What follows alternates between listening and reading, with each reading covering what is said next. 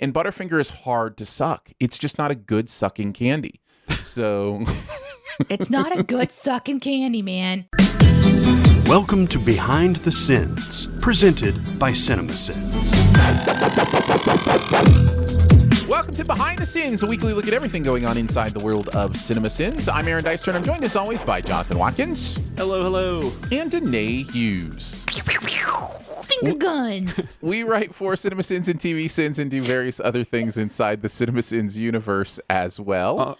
Are you ashamed of the finger guns, Danae? You're putting your head down. I just realized that Danae's going to do more visual stuff because there's actually people watching us. So okay, all right.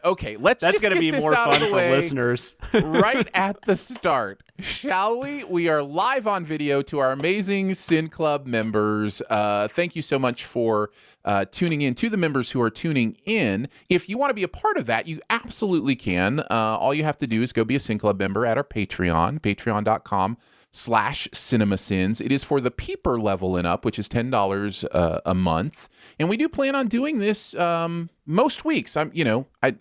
We plan on doing it all weeks, but who knows what might happen a week or here when we need to change things up. I have a dental appointment coming up. So I feel like right, And it exactly. should- That kind of stuff. And it oh my should always gosh, be I the did same have a time, dental but- appointment. Let's talk about that. Is it Sure, time Danae. to get distracted on the show? Just if I could finish my thought, that's the only thing. So No, go ahead. So we will have a live video audience, and I am here to promise you, our dear podcast listener, that we will continue to make sure this show is amazing for you and not do a bunch of visual things that you can't pick up on because there are people watching visually. I am here to corral that. So Danae did finger guns, which I think we mentioned, and that is why we're talking about it. I know you did. You did good. No, you did great. Yeah. You did great. You did absolutely great. Oh, yeah, sure. So yes, Danae, tell us about your dental appointment. No, I'm not really going to do that. I did get a message on Twitter from I'm not going to say that they were a concerned listener, but it seemed like they could have been a concerned listener. Mm-hmm. Yeah. To the tune of something like, so now when you go live, will the show still sound the same for those of us who aren't watching live? Mm-hmm. And the answer is yes. Yes. It will still sound the same. The outtakes will be at the end and the format all remains the same. It's just I get to be even more distracted. Listen, there are just and some I'm things. also worried for Jonathan because Jonathan is I'm not looking at you. I can distract Jonathan instantly. Like I was just showing the chat something. To me, I can do this and just stay focused. But then I'm worried about Jonathan being like, what is that? Like I know Aaron can ignore it, but I don't think Jonathan can. I'm just not going to look at you. I'm not looking. So it'll be different in that we might have to make some rules about what we can and cannot do. And rules always go over so well with you, Danae. And so, right after Aaron said it won't be visual stuff, Danae's specifically doing a visual. She's like, look. But see, we don't have to talk about it on the podcast. It just can happen that we just gotcha. Right. Yes. As long as I don't say, hey, there's a flower. Exactly. Yes. Yeah, exactly that. That is exactly right. That is exactly right. So it will sound different in that we're getting used to it, but ultimately it'll be the same show. So absolutely, that is the goal, and I am here to make sure that happens. So whoosh, let's get into the SinSide Scoop. That was a whip, in case. Yeah.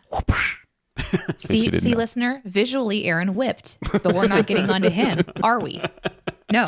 What's he building in there? I've got a secret. Pay no attention to that man behind the curtain. This is a true story. We're going to take a look at the videos from the week, the process of sinning them, how we felt about the stuff we are sinning in general. Kicking it off with commercial sins, Butterfinger, the Simpsons one from 1988. We were all wee lads and lasses. And pre-Simpsons, right? Because that was, 90, I think, when that... What? What do you mean pre-Simpsons? Well, so the Simpsons started off, they were shorts on Tracy Ullman. Tracy Ullman show. So that would have probably been around this time. But I'm saying the actual The Simpsons. No, you just blew my mind to realize how early this was in the Simpsons. Because Simpsons came out in 89. Yeah, 89, so that's right. If this commercial came out in 88, you are absolutely right. You just blew my mind, Jonathan. I did not realize this was before Simpsons became a thing. I remember these commercials were before that. I at least these are the early ones because I remember when the show came out and I was like, oh, it's the It's the characters from the Butterfinger commercial. Because I didn't watch Tracy Ullman. So. That's wild. Oh, that's interesting. Like, oh, wow. Someone who's on a commercial could have their own TV show. Like, Toucan Sam, where's your show? Yeah. Where's my Tony the Tiger? Flow from Progressive coming this fall. Do you remember the Caveman show, by the way? The Geico Caveman? Do you remember Oh, this? that's right. This is an example of that. They did a caveman show based on the Geico commercials. It didn't That's last right. very long. No, it was terrible. It was absolutely terrible. You watched it? I did. Well, that was back in the day when I would watch almost 3 episodes of almost every new show that came out. I was doing a thing for my website back in the day called the 3-Ep Test, and I would watch all the new stuff for 3 episodes and then give them ratings and say which ones I was sticking with.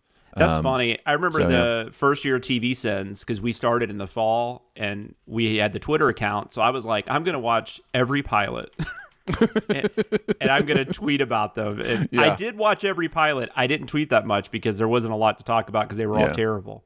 But wow, just blew my mind, Jonathan, right off the bat. That's pretty incredible. So yeah, this was before the Simpsons show came out. This was an Atkinson script. Chris writing on this one.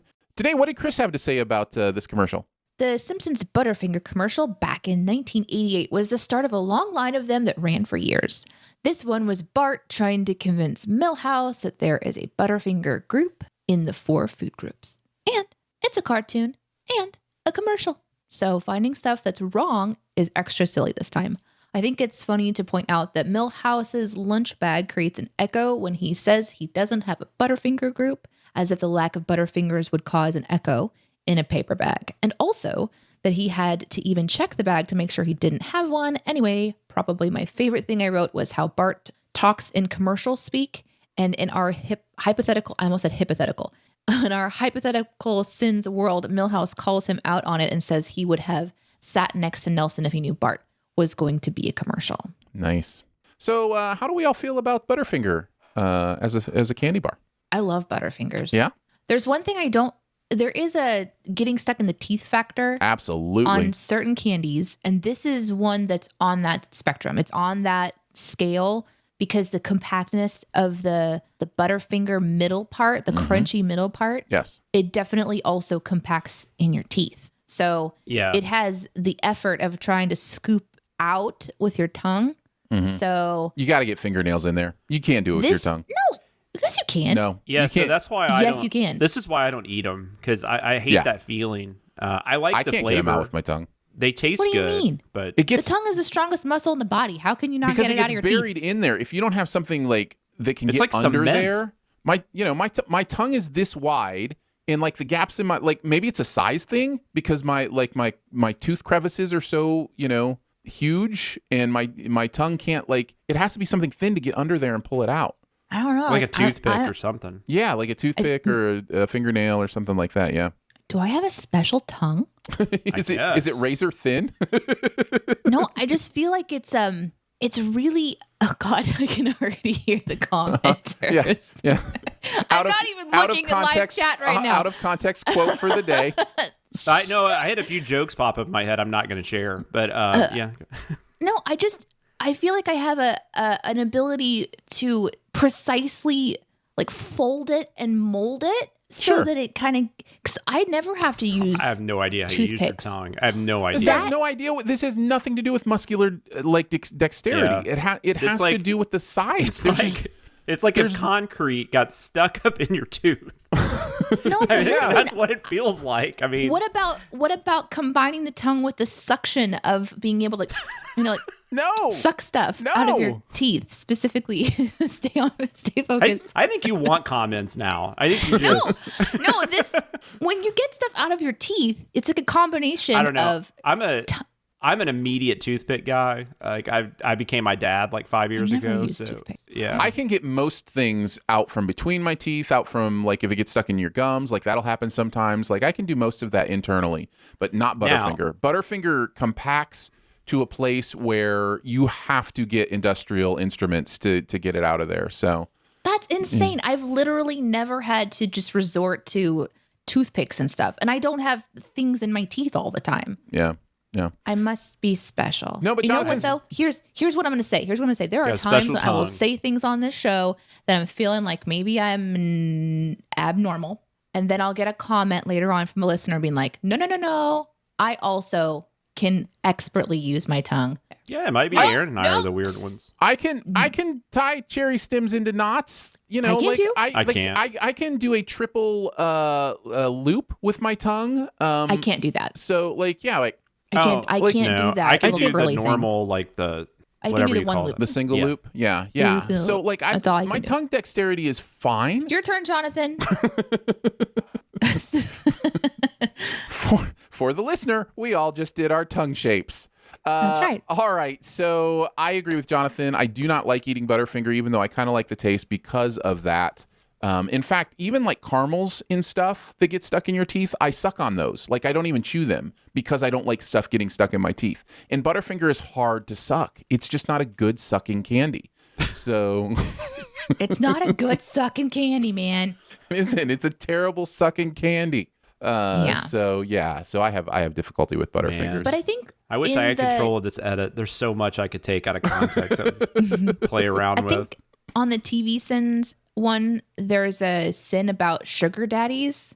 Comparatively, sugar daddies are way worse. Oh, Those agreed. take forever. But you can 100%. suck those. But you can suck 100%. those. You can, but they're way You worse. can, but they're so sticky. Like they can remove your teeth essentially. No, Let me be I hate clear. sugar I'm not daddies. trying to defend sugar daddies. I hate sugar daddies, Yeah, but they're at gross. least those I can like suck. What about the small ones though? Because there's we can talk about this on TV sins. No, we're talking about it now. There's the ones that are lollipop, or Yes.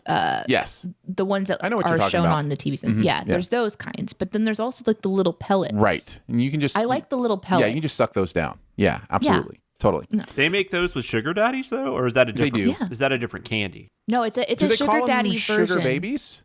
Sugar babies. You might I be can't right about remember if that. they call them that or not, but It's like rabbit poop I don't know. I'm scared to Google sugar babies. visually. all right, let's talk about the commercial, which is funny enough. You already blew my mind with it that it comes before The Simpsons, but we can get into the sins unless you guys have any other specific things you want to. No, we Shut can't. up. They are called sugar babies, by the way. Nice, good pull, Aaron. Good pull. Danae, why don't you kick us off? Yep, okay, sure. Yep, super ready for that. The didn't pack anything or I love you. I liked that one. The end. Jonathan? I just had the. I thought speaking French was that just caught me as humorous. And why does nearly everyone have blue hair in this cafeteria? That was really a funny The observation. coloring choices of Matt Groening are interesting. I liked if I knew you were going to be a full-on commercial when you came to school today, I sat next to Nelson instead. It just made me laugh. And then, as previously mentioned, really resonated with the eating your Butterfinger before your sandwich or banana because of, it's sticking in there and affecting the flavor of everything else. That one really spoke to I me. liked that one, I too. felt very seen. All right, let's move into TV sins. We kicked it off with The Office drug testing. This was a Dicer Watkins script, Jonathan and I writing on this one because we're never making Danae watch another episode of The Office again because she hates this show. I really like this I episode. This is one of my love favorite episodes. Thank you for that. You love what? What's that?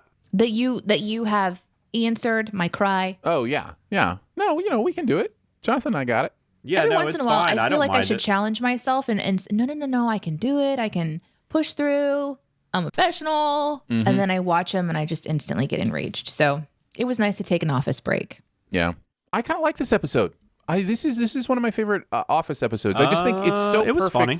I think it's so perfect for the Dwight character to kind of be this representation of law enforcement, and like it works on a lot of levels for me.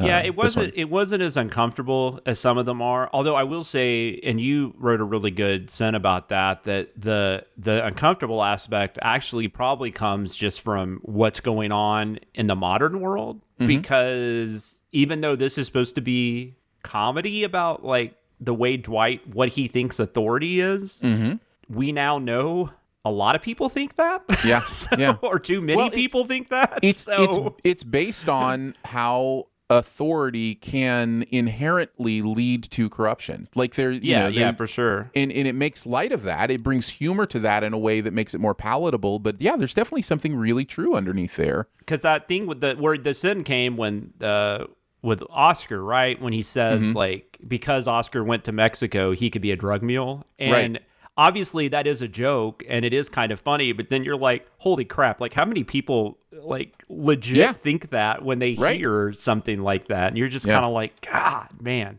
Yeah. Yeah, totally. I don't know. Yeah, that's the uncomfortable part. I really do dig this episode. And overall, I think of the three of us, I think I like The Office the most. Am I right about that? I know Danae hates it, and you're not a big fan either. I'm not. Well, I don't hate it by any means. I just, like I said, it just sometimes it's a little too uncomfortable for me. Like that kind of humor. Cringe. Yeah. A little too cringe. I've seen a lot less episodes than you too. So you've seen the whole show, right? Yes. Yeah. I watched the whole thing as it happened. I think I've seen like the first 2 seasons for the most part, and then maybe I've seen a scattering after that. But that's about it. But I mean, it's fine. It has really good episodes. Yeah. Yeah. So. All right, let's get into the sins. Danae, you didn't write on this one, so you get to start us off. What do you got? I can do that. I wrote down 2. I wrote down the urine one. Mm-hmm. The bonus round? Or okay. The urine bonus round was unexpected. But once you realize that there's a repetitive word or repetitive thing in what you're watching, it's so difficult to not to. So there's one that's coming up. I can't tell you what it is because even though this is behind the scenes, I can't tell you about upcoming material.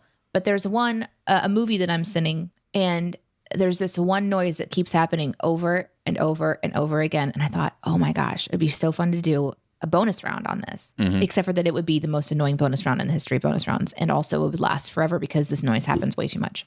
So this was like the right side of that, where you hear the same thing and it's just annoying enough that you can do a bonus round on it. So I really thought that was clever. And then also the spit that out, and then he ate it, and then kids, because I just can relate to that. This was the first time. This is like really behind the scenes, but we changed our the way we're doing our scripts. We changed our like format and stuff. Is that the best way to put it? I don't know. We do our scripts differently now. And this was the first time I think I had one I combined on where we had a bonus round. And what was bothering me was I didn't know where to put it. And I was like concerned because it just looked so weird. Yeah. So that's just kind of funny that from a technical standpoint, I was like, I don't know where to put this on the script. I'm very confused, and I hope the editors don't hate me, but it turned out fine. So yeah. I think it was missing for a while. Like I don't think on the first edit they even did the bonus round because it was still on the Combine tab at that point, and so then they were. Oh, see, that got screwed. Yeah, and then they figured that out. But I like it when there's a bonus round like this one where there's just a word like urine that just everybody seems to want to say every few seconds. Urine. 22-minute show, and you've got 20 instances of the word urine. You're definitely doing something here. It's too much. And not urine. Urine. Urine. Correct. Urine. And it's like one of those words where if you say it Pee-pee. too many times, it gets even stranger. Yeah. Danae, were you done then? Just the urine one? Jonathan, what about you? Aaron actually added the last bit of this, which I thought was great, but I had the sexual role playing in the office, and then Aaron added the last in the office to the end of that, which was perfect. And then wasting half a joint was one I loved. I can't believe Aaron was the one that wrote that, but that was awesome. And listen, wedding. I'm an wedding efficient orgies. person. Huh? Yes, wedding. I'm an efficient person. I don't like wasting anything. No, you would. If you were a joint smoker, you would never waste one. That correct. I would smoke the whole thing, of course. Well, you can save them for. I don't know how I know this, but you can save them for later. So I hear. To be fair, this statistic does not account for the people already on cocaine while reading a book to their children. Great observation. I usually don't get like that happy about writing a sin, but that was one where I was like, yeah. No, that was good. That was definitely good. You mentioned wedding orgies, which I think the lead into that was something about everyone doing it in the aisle or something like that. Yeah. The hardest part of the Office mockumentary conceit are the moments the characters have to say or do things they would never want to say or do on camera. I remain convinced that this is the main issue this show has. Because you always tackle that, which is in an interesting way. He is in a position where he is breaking the law by using someone else's urine to do a drug test, right? Like this is a very serious thing, and yet he basically looks right at the cameras that are right outside of his window. Somehow he forgot he had a microphone on. It's so dumb that people would be. And again, Michael Scott is a pretty dumb character, but I'm just saying it's one of those things that makes the sense of the show. Dumb. Yeah. Well, I always think that's something, I don't know, maybe they do this. I wonder if do they ever actually have an episode where like somebody said they didn't do something and then they were like, wait, hold on, let's go back to the camera. Because well, you would think they would use that. I just don't remember it. Well, I know you said like, doesn't it get, because doesn't Pam like date a cameraman at one point or something like that? In the final couple seasons, she's kind of falling for a cameraman. Yeah, totally. And then, of course, that one ended with the, you know what they say when you presume something, it makes a pre out of the narrator getting upset and confused. Enjoyed that as well. All right. Speaking of The Simpsons, double The Simpsons this week. We're moving on to Last Exit to Springfield. This also a Dicer-Watkins script. Jonathan and I writing on this one. What did you think about this episode? Jonathan, did you remember this one before we started working on it? I don't really think I did. I mean, there might have... I mean, I'm sure I saw it because this was early enough. I mean, the first probably 10 seasons, I saw the majority of them at least. So I'm sure I saw this one, but it definitely, it didn't ring a bell. Like there was nothing that I remembered. And you guys, even you and Chris both, because Chris shadowed this, you guys had a couple of sins off because of like how quotable and all that stuff. But like, I didn't remember the stuff. So I was kind of surprised. I wasn't surprised you and Chris did though, because you and Chris are huge Simpsons fans. I didn't remember it until I saw it. And that is generally the case with The Simpsons because it all jumbles up. In fact, one of the sins I took off, which is the grandpa telling the story about I wore an onion on my belt, as was the style at the times. There's so much stuff that happens in this episode that has been gifed or memed or whatever that I wasn't ready for how much was in this one. You know, it's a dental plan. Lisa needs braces. Dental plan. Lisa needs braces. Oh my God, that goes on so long. It's just like all that. And so, I was really surprised at how much I knew from this one. And it's just, again, Simpsons is just so impressive. It really is. Yeah, the dental plan thing. Oh my God, that was crazy. And that was just obviously that was one of those things where it's like, you know, does it get funnier at any point? And I don't know. It's weird. Yeah. Kristen Shaw is a horse. Yeah. Danae, you want to kick us off with some of the sins that you liked from this one? Sure, because I don't have any opinions about this episode in general anyway. So we'll just jump right into it. I liked quite a bit about this one. The show pretends that its characters will ever age, and then pointing out that Lisa would be 40 if they let her age. Mm-hmm. Yeah. But I thought it was just a clever way of saying, because the lead-in was, here's Lisa today, and here's Lisa when she's 11 and her teeth are all messed up. So I thought that was just a kind of a clever way. There was somebody in the comments who mentioned, so that makes Lisa a millennial. And then somebody was like, well, actually, Homer and Marge are the millennials now. And like, it just got me thinking about how, like, as the show has progressed, they have had to change their generation, which is such a weird thing to think about because nobody's aging. And so even though Homer and Marge may have started as kind of like baby boomers, they're now actually millennials. Yeah, but also, I mean, technically the show still exists in like 1989, right? I don't think it, no, it doesn't. I know it doesn't. I mean, I know the way they're telling the stories it doesn't, but I mean, if they haven't aged, but they're doing kind of like the comic book thing where, and there is a term for that, but because, you know, in comic books, people don't age the way, obviously, because you don't want to, you know, right. Spider-Man would be like, you know, 72 or whatever at this point. Yep. Yeah, you know? That's true. But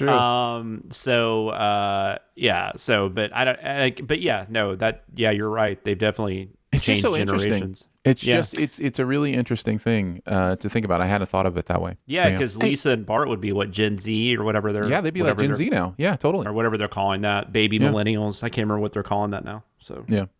But I do have to ask before I go on, who has an issue with ping pong's balls? It wasn't me. That was me. That was Aaron. Yeah.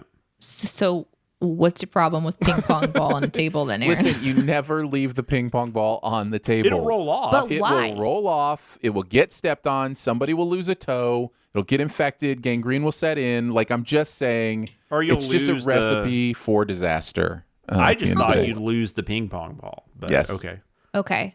Yep. It sounded like it was something far worse than like your ping pong ball will be lost. It sounded like there was like something This is else. see, there's this thing called artistic license, Danae. Right. Tell me if you want about to take notes How on do I this. apply for one? So, Hold on. So it's a license. So let me, is there let like me a mansplain this to you. No, it's just it's a comedy bit, right? Like, it's like, oh, what is that story? It just lets people's mind go Yeah, wild. but sometimes it's a legit story. Sometimes it so is. In this case, totally it is get not. the question. In this case, it is. So to apply for the license, you tell them I'm trying to be funny, and they're like, "Yep." You go to Here you go. artistic.com. Listen, you never ever say I'm trying to be funny. That is You that just is assume the you worst are being possible funny. thing. That's correct. I am being funny. I thought that there might be something here. Although when we had a ping pong table for a brief time growing up, we had a huge open room because my dad had built this extension onto our house, and it was going to turn into, I think, a bathroom and 2 rooms was the intention of it. So it was a very large, just open space. And we put a ping pong table in there while we were waiting to build the walls and do the rest of it, which was a lot of fun. And stepping on a ping pong ball and ruining the ping pong ball, it's legit. That is serious. That's legit. It is but legit. there's always more ping pong balls. Is there? There is not. I guess have that's true. definitely experienced going down to play ping pong and being like, where are the ping pong balls? Oh, they all have dents in them. They've all been stepped on at some point. Okay. And, All right. So I just never had a I just ping pong wondered if there was table. something else. Or really, there. I don't know that I've ever really. Oh, that's not true. Barrett might still have one, but he used to have one. If he doesn't still, but I have played ping pong. yes. I really appreciate the calling a female honey and asking her to smile. Thank you for that. We both wrote a sin on that. We did. Yeah. I appreciate that. I felt seen. I felt like that was something that I would have written, and I probably would have been pretty 'cause triggered while writing I've it. had people call my daughter that, and I've like given them a look and stuff because I'm like, don't call my daughter honey. Listen, I had a conversation with a friend of mine about masks and wearing masks in public. And they were asking me about, do I like wearing masks? And I said, I'm not, pandemic aside, I love it. And I'm like, why? And I said, because I don't have to smile. Nobody expects anything from me. It is the most fun I have had in a store in years because I can just walk in, get my stuff, and go and not have to think about, not have to engage. Yeah. I have that thing that it's trained inside of me. If someone looks at me, I'm supposed to smile back at them, and or having comments from strangers. Hey there, sweetheart, you're too pretty to be so sad. And I'm just like, I don't want to hear it. And at this point in time, I think I might snap if someone did it. So it's like a protection. I kind of love it. It's like a little barrier. And after I said that, the person I was talking with, like, you know what? You're right. I love masks now too. I didn't realize I hadn't had to do that for a year. I have not gone out a lot during the pandemic because I'm a hermit anyway. But when I have noticed I have an instinct to smile at people when I catch people's eye or whatever. I just, I do too. Especially because I think that comes from being large like I am and intimidating like I am naturally. Like if I Or don't just being smile, a guy. if I don't smile, it's like, who is this mean, awful giant man coming towards me? But I have noticed out with the mask, like I will still do that and be like, why did I just do that? Like maybe they can see my eye. Maybe I'm smizing enough that they can see my eyes smiling, but I'll tell you, this actually, which probably actually made me look creepier. I don't know, but this started like, I know when I was in college and I didn't want like, if I was walking to the library, it was like, at night or whatever, and there was a woman in front of me, she would instinctively turn around, which I totally get. Fuck, I turn around if I hear somebody behind me. And I would smile. I swear that's where it started. And then I feel like now that I think back about that, I'm like, God, that actually probably made it worse. Like I know, probably should have just. Yeah, like it's now with phone, the type it's of smile great, is I bet. important. Yeah. Yeah, the type. It's an art form, right? Like you don't turn and you're like, Yeah.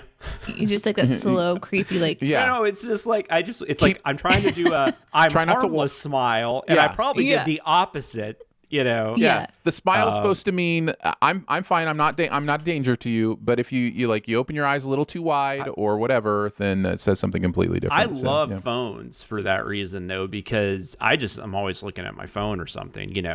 So now that would be what you would do now, right? You would just you wouldn't even be paying attention, and then it's like, well, who cares? But Yeah. Uh, Danae? Yeah. Anyway. And I still smile behind the mask, and I'm sure that's ridiculous because how would anybody know? I did it first. The first month or so I did.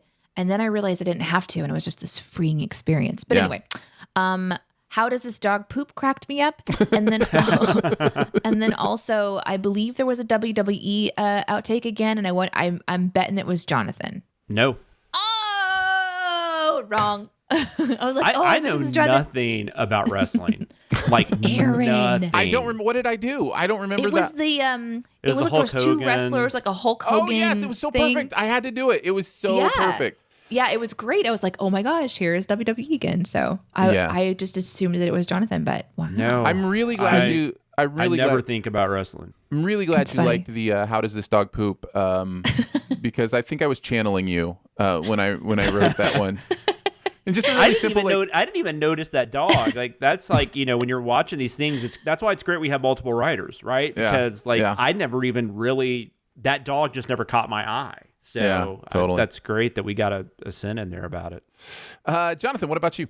The sin as always is Carson Wentz. Was one that Danae mentioned that, and I just remember when Chris was shadowing, he was like, "Yes, love the Carson Wentz," and I don't remember why, but he was just like, "I love the completely unnecessary Carson Wentz dig." Poor Carson Wentz. Yeah. But it was hilarious. Bane would be so disappointed in your shoddy work. I thought was great because I had something there, but it was pretty simple. It was like something dumb, like incomplete pass or something like that. Yeah. And Aaron had something a lot more detailed, which was a lot better. And then that led to the Carson Wentz thing, of course. Yeah. So and then just mentioning the skateboard, I thought that was pretty great. And then using the fact that the chalkboard's different every time as a way to I'd never prove thought of that before. That it matters. Right. Like his car should be so dented because every skateboard is from a different day, you know, because he's writing different things on the chalkboard. So, yeah. The only other thing that nobody mentioned that I had was contaminating the punch. That one made me laugh too, just for its simplicity.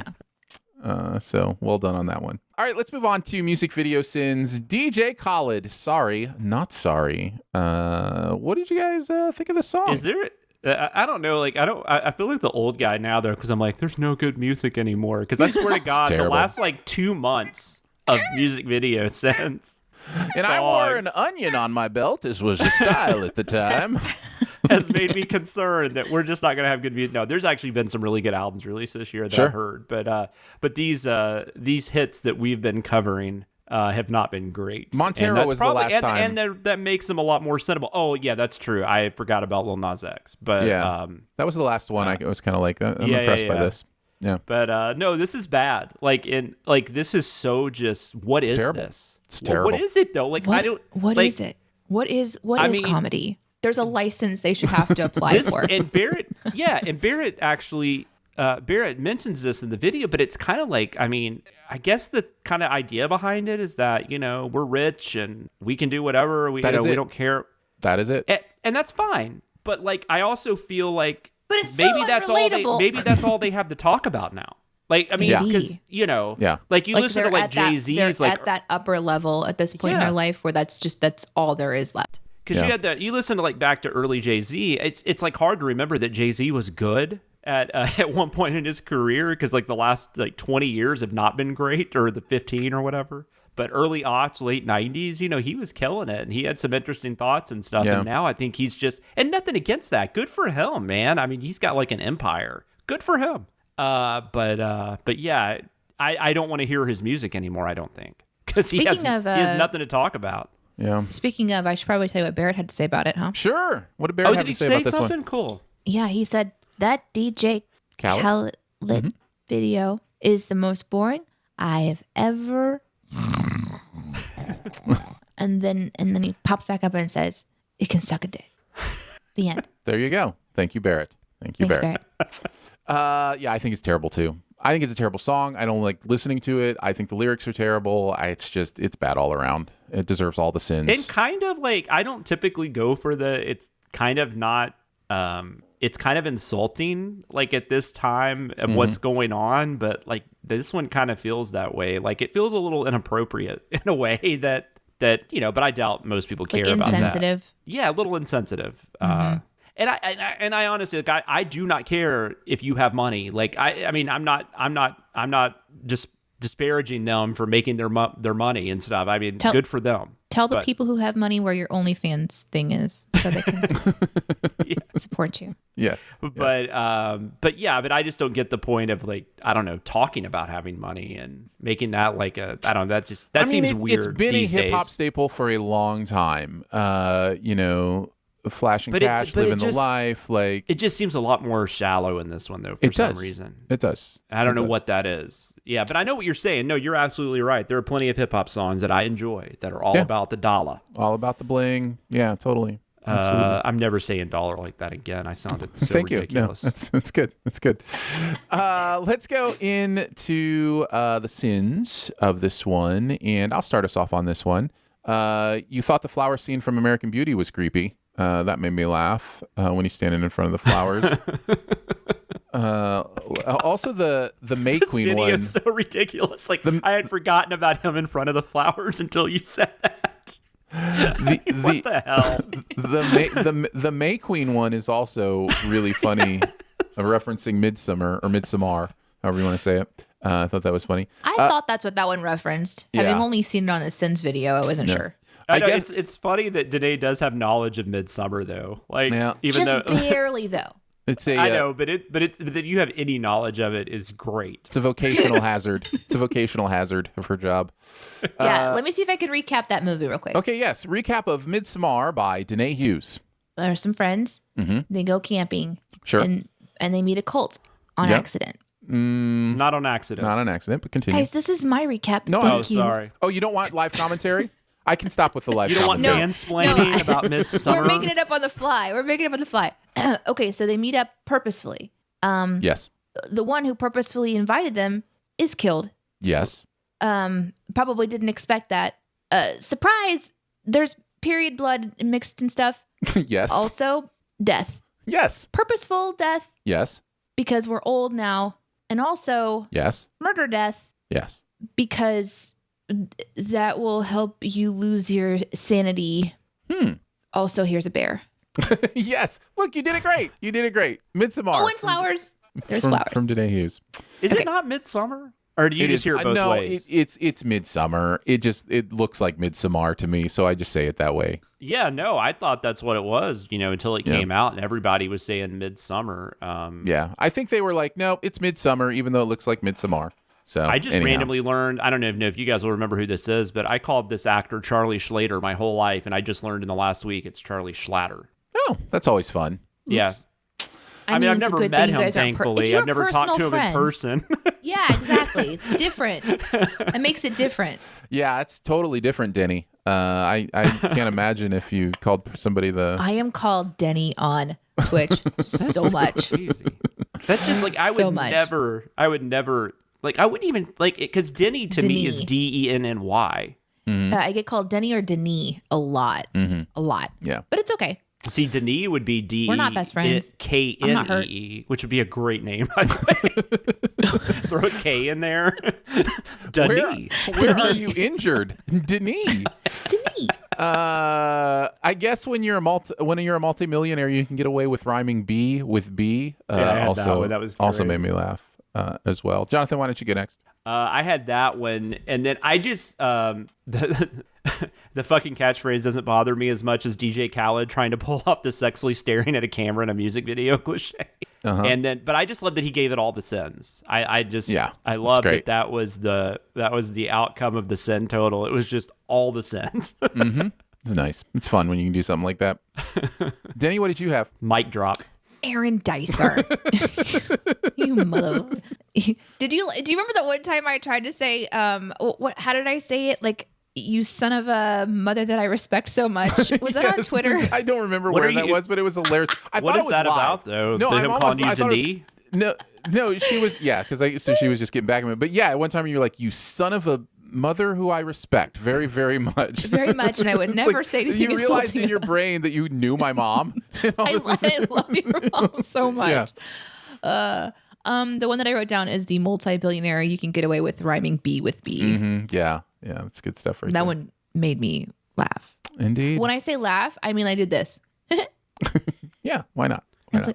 Let's move on to CinemaSins Resident Evil Afterlife. Guys, this is my favorite movie. I love Mila Jovovich so much. She's great. Yeah. Fell in love with her with Fifth Element, and so all the Resident Evil ones, I love them so much. Do you really can't like get enough. Do you really like Mila though? Yeah, I love Mila, man. She's great. There's a lot of things I love about her. She's just but I think it's Fifth Element being my first time seeing her because she played such a quirky character. Were you joking about the Resident Evil movies, or you have? I've never seen them before, so yeah, I'm totally kidding. That's a lie. I have seen them on TV, but not sitting down to watch them. More like a curiosity thing where this is the type of content, maybe not the zombie stuff, but is there a Resident Evil one where it's more like Yes. vampires and stuff? It doesn't matter what you say. The answer is yes. There are so many Resident Evil. Yes. There are 6.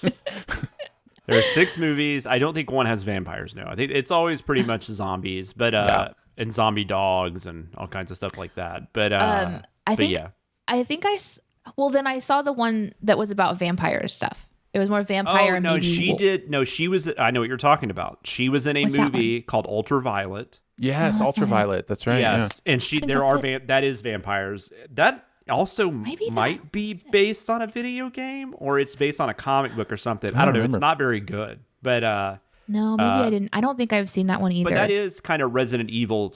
It's kind of similar. Like, oh, I bet I'm thinking about something else entire. But either way, this is the kind of thing that I would pause on because of seeing Mila on screen. And then, like the shooting and the evil and like going after guys and badass female, I would stop and watch. But this looked terrible, so I don't know that I would have hung out that long. She looks amazing in this, and I don't mean obviously she's gorgeous. I mean, was a supermodel, right, or something. I don't know, but I feel like she was a model at one point. But she looks like she could just kick everybody's ass. Yeah, superpowers or not, she's the perfect fit for these movies. I kind of like these movies. I am not gonna lie. I'm thinking about Underworld. But that's Kate Beckinsale. So that's what I was thinking about. Who's also great. I don't know. What's your feeling on what have you seen Resident Evil movies, Aaron? Oh yeah, I've seen all of them. Okay. I actually kind of like these movies, strangely enough. I think Mila has a lot to do with it. I also think these movies just kind of know what they are, and they're not trying to do too much, obviously. And so you can kind of enjoy the ridiculousness of it. And they're not great. Listen, they're not great movies. They're bad movies. No. They're at times terrible There's movies. A couple that maybe get a little better than yes, I agree. Yeah. There are moments. This series has moments, but but I like it. I watch them. I have the 4K box set of all the Resident Evil movies. So I have Blu-ray. I don't have 4K, but I have Blu-ray. So, box set. But before this job or after this job? After this job. Okay, that's a little different. But it's a little different. It is a little different. No, but I've seen them all when they came out, and then I've seen them all probably at least once or twice since. This is one, I had a good time watching this. So I mean, it's not good, but Danae, it probably is subjectively terrible, or is that objectively terrible? I always get that confused. But I enjoy it mainly because of Mila, mainly because of her probably. But Kim Coates is kind of fun as one of the bad guys. And I don't know. There's enough going on. I think Paul W.S. Anderson, in a weird way, even though he doesn't make great movies, is a little underrated because I think he knows exactly what kind of movie he wants to make, and he makes that movie. And maybe that's more of a positive than people give it credit for, because obviously his movies have fans, right? Sure. And he's got a couple I like more than others, but I don't know that I love anything he's done. But I'm always intrigued when I find out he's directing something, when he's got a movie coming out. I did have this thought while I was watching it, which is Is it a sign that a movie is pretty terrible when we don't have to blur blood because it's so obviously not blood? I wondered about that. There's like headshots in this video, and I was like, we didn't even blur We that usually headshot. blur I that stuff. I didn't think Headshots, about like- that till you just said that. No, like, you know, whenever we do, like when we did like in the past, like when we did like Saw movies, you know, like the Yeah. last few Saw movies I was involved with, that was a lot of blood. I was like, oh my God. And we would have to cut scenes because we once we visually saw it, we realized we couldn't actually see anything on the screen because we had to blur so much. So Yeah. we had to cut the scene. Yeah. I mean, But I'm watching it going, it was nothing. It was we like, whatever. usually blur all this stuff. Yeah. I just blurred cartoon butt on one of our upcoming did. ones because we're just We being did. careful and we're blurring cartoon butt.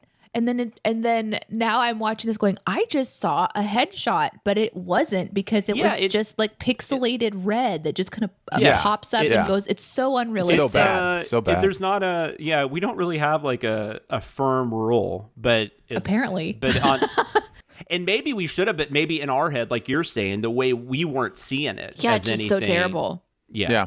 But I did, but I had a lot of fun sending this, and it was, you know, it was, there was plenty of sends, obviously, and it was just, and it's like an hour and a half. You know, it's real quick. It's all action from beginning to end. Yeah. So you know. And by the way, I haven't mentioned yet, this was Atkinson Watkins' script, so Chris and Jonathan Yes. writing on this Yes. one. So what were some of Chris's thoughts on Resident Evil Afterlife? Afterlife is the fourth of the Resident Evil movies. The most of the action is at a prison. I think the worst thing for me is this mysterious ship that is apparently sailing around, picking up survivors of the zombie apocalypse. Surprise, surprise! Umbrella runs the ship, and they wanted Alice to find it so they can kidnap her and control her. But for the whole movie, they know exactly where she is and never just take her. There's also some straight up shenanigans involving an escape through an air conditioning duct that leads to a storm drain. It's dubious they can even reach the duct. Dubious? That's what he said, dubious. Much less go through it. It's a small duct that hangs straight down from the goddamn ceiling. One of the many cases of a movie showing you a thing, cutting away from it for about 5 minutes, and coming back hoping you won't notice how fucking ludicrous the air conditioning duct to a storm drain route is. And that is what he had to say about that. Nice. Nicely done. Yeah, I think we're all kind of, you know, we're all aware how bad this movie is. Some of us just find ways to like it more than others, I guess. Let's get into the sins. Jonathan wrote on this one. So, Danae, why don't you kick us off? What were some of your favorite moments from this? I liked as the zombie pandemic spreads, one thing they always do is politely turn out the lights on their way out. Yes. I also really like the wanting to see the documentary on how they hollowed out so much ground under Tokyo. That's one thing that I like. I like the creativity of that one in that there are a lot of movies where there's something underground and you just don't think about how did it even get there? Right. How is this created? And so Yep. it kind of makes me go back to the ones that I've sinned and wonder why I didn't think of that already. I guess seeing the 3D depiction of it underground helps to realize how ridiculous it is. Yeah. But for example, the Sands of Time one that we did recently. Oh, Prince of Persia. Yeah, where there's the entire thing is just all underground. Yeah. Anyway, Yeah. so I like that one. The Are you an actress? And then she says, I came to Hollywood to wait tables. The sin is just so no then. Yeah, I love that. I love that. So That was good. perfect. That was Chris. Yeah, that was perfect. Like, why are you talking? The Outcast table and the popular kids table, even during an apocalypse, Yep. was great. There were several about the prison area, but the one that was like, yeah, women getting wet is sexy and thrilling, but then you realize this is bathroom water, not just any bathroom water, prison bathroom water. How's that boner working for you now? Yeah. That one came, I think, directly after one about all the different diseases that this person picks up by sliding on the wet ground, Yeah. Yeah. which was really fun. And then the last one I wrote down was the lead in for this one is, I just want to go home, as the person says it on screen. And the sin is, Kim Coates speaks for their entire audience. Nice. Little slam. I enjoyed based on, and then the laughing at the based on thing for the video game. That was funny. Everything in this shot looks so fake it contradicts the cool thing it's trying to do is basically a summary of this movie. And I think that's amazing. Even when we were talking about not blurring the headshot, that's the point, right? Like it looks so fake that it completely contradicts you buying into it enough that it doesn't even matter. And then the serious man, single man, simple plan meltdown mentioned is really great. Waiting for roof dinner is a bunch of BS. That was dying when I read that in the script. Yeah, so good. And of course, I'm really digging this as a new running sin. Tom Cruise trained for this stunt, even though he wasn't in this movie, which I'm really enjoying. Movie can't even make a ceiling realistic. Thank you. Enjoyed that. And fighting just got a whole lot sexier. I really enjoyed that one as well. Jonathan, What about you? I enjoyed this attack happened in the first 30 seconds, but the slow motion made it 3 minutes and 20 seconds. Because that opening whole thing is just ridiculous. Yeah. We've met you 3 times, Alice. You don't have to introduce yourself every time. And then I love I think the bad guy at the beginning, he says like, any more questions? And then it's just simply, did somebody ask a question? Because like nobody actually asked a question. Yeah. He just shot somebody. Totally. Man, I want a plane that shouts out terrible Ray Liotta movies. I wonder if there's an unlawful entry setting. Was pretty fun. Yeah. It was a really fun one to work on. Nice. I didn't write it down, but the quarter scene, the thing about he must have been fun on laundry day. There's a lot of stuff in there that was just a lot of fun, and I'm glad people are watching it and seem to be enjoying it based on the comments. So that's cool. Yep. Let's move on to A Scanner Darkly. This was a Dicer Share script. Myself and Barrett writing on this one. Did Barrett have anything to say about Scanner Darkly?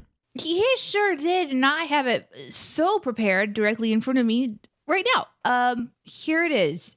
A Scanner Darkly is a fascinating movie that I kind of love, but it's also gimmicky. I would have liked to see RDJ, Keanu, and Woody get it on when they were high on substance D. Would have been more interesting, but there's a lot of subtext there that we obviously didn't touch on because this was a Sins video.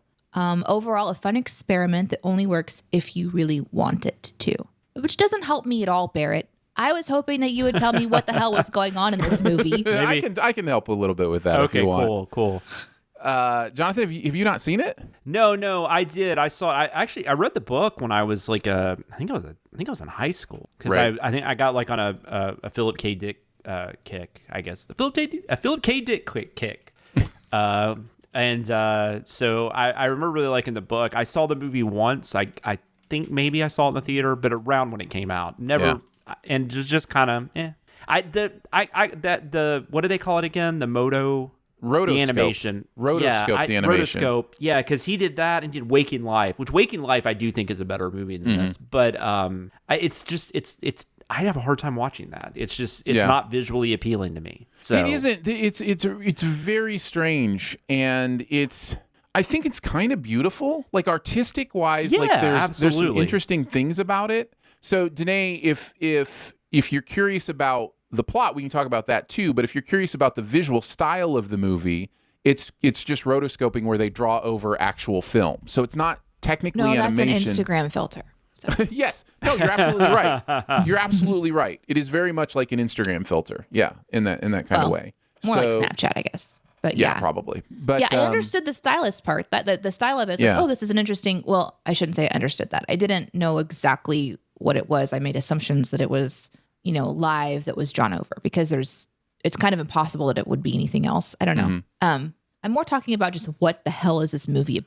What's happening in this movie? What's interesting about this movie to me, when I first watched it, I think I liked it more because of how interesting it was and how I felt about the animation style or the rotoscoping. Watching it again and watching it in detail, you realize this is a big old movie of nothing. Now, Danae, if you want to know what the plot is in this movie, it's basically there's this drug and people are getting high on this drug and correct. And most of the movie is just people high on this drug doing weird things. Like this, and it's very talky. It's like high people in a room having weird conversations. But there is this actually really interesting plot that the movie doesn't really get into that has to do with where Substance D is coming from. And it just piles all that stuff in the last 10 minutes. And so the last 10 minutes of this movie try to resolve this idea that the place that is doing the treatment for Substance D is also the creator of Substance D. Was this a unique idea at the time? I don't know. I mean, besides besides artistically how it looks, was it like a? Well, I mean, it was wow, based. what an I don't interesting- remember when the book. It was based on a book, so I don't remember when the book was written. It was Philip K. The book Dick. was definitely original. Like, it, Okay. you know, like it wasn't like didn't feel as tropey. Okay. The guy who as the wrote movie the book. does. It's a guy who wrote the books that like Total Recall and He wrote a Runner lot of were like based weird, on. cool sci-fi kind of futuristic kind of stuff. So in general, like, did people enjoy this one? Oh, it just kind of flew, but nobody. It just I don't know. I think it was pretty much under everybody's radar. And Like nobody watched this. Linklater had done another movie a year or two prior to this. No, it's maybe even. I don't remember when he did Waking Life, but that was another movie. And Waking Life also is really about nothing. It's just kind of vignettes of people talking about life. Yeah. But it's also shot in this style. And So this was him trying a more narrative, but like Aaron said, it ends up kind of not really being about anything. Just that last 10 minutes. Everything comes yeah. together in that last 10 minutes, and I get it, but the movie itself is just full of verbose, you know. I feel like there was craziness. chatter, like before it came out, there was definitely chatter. It's kind of like there was this is not a movie that was shot this way, but I was just thinking about visually like interesting things. Sky Captain of the World Tomorrow was a movie that I remember right before that came out. Like if you were a film person, like you went to film sites and stuff, there was so much talk about that movie before it got released. Yeah. And then it gets released and just no one cares. That's pretty much what happened with this one too, because. And Sky Captain World Tomorrow is actually probably a pretty good comparison because there's not a whole lot going on in that movie either. No. That sounds familiar. Sky Captain. Yeah, it's just people more concentrated on the visuals and stuff like that. And then, but like Aaron said, they do throw all that crap in at the last like 10 minutes. Well, and in fact, I know why it sounds familiar because Angelina's in it. In fact, Your that best friend. last sin